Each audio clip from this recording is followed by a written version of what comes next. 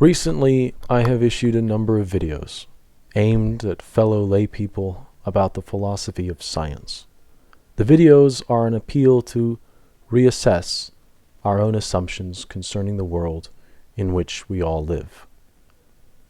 I believe it is now proper time to address fellow theologians on the matter at hand. Though we might look at a skeptic and find not proper skepticism, but misunderstandings of epistemology and philosophy, I believe it is all the more a misunderstanding to suppose that the limitations of science are, in some way, a back door for our own personal ideologies. It is important to remember that though science must struggle with its own epistemological limitations, such limitations do not alone warrant the devaluation of its conclusions. I often address my concern with what I believe is a dogmatic adherence to a materialist paradigm. Be that as it may, we must remember that for a paradigmatic shift to occur, the new paradigm must be able to account for all the data so far collected.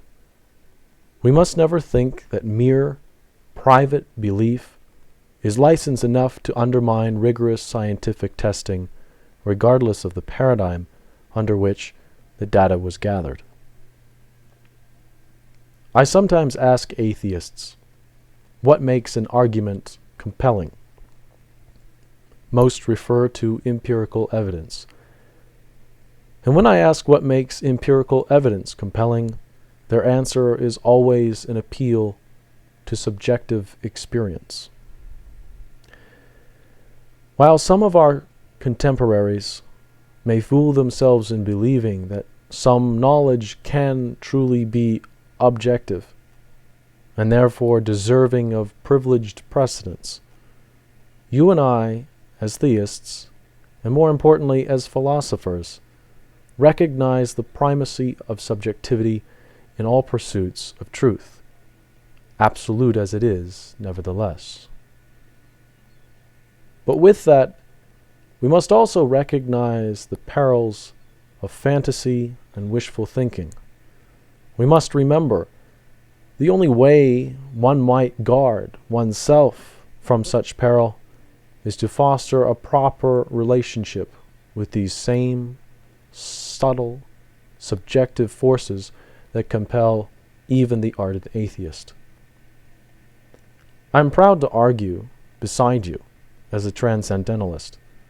I sometimes suppose that many do not wish to admit the primacy of subjectivity because they do not wish to wake to their situation and realize that they have been, all the while, alone and left in the dark recesses of their subjective experience.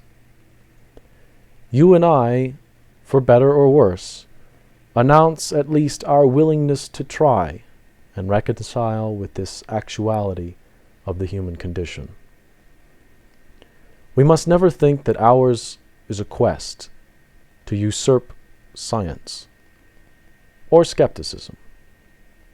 And even after a paradigm shift might occur, we cannot begin to believe that we should ever stop looking completely for answers in the physical world. Regardless of how the pendulum swings and what opinions the masses may hold at any given time, we must ever be humble in our own and private assumptions.